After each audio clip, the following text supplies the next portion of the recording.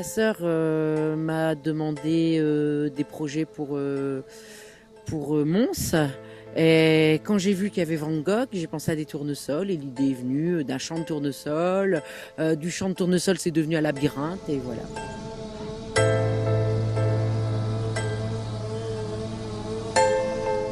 Le plus difficile, ça va être à la date du début de l'expo, en juillet, que tout soit en fleurs.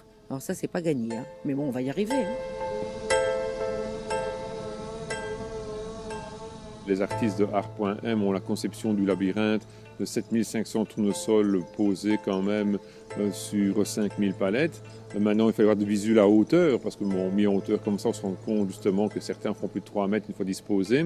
C'est un défi technique, parce qu'on est comme élément soutien technique dans le choix du producteur, également dans les périodes de semis, les variétés, et voir un petit peu dans l'arrosage goutte à goutte, parce que chaque plante a un système goutte à goutte chronométré, si on peut dire, pour être sûr que la plante pousse bien.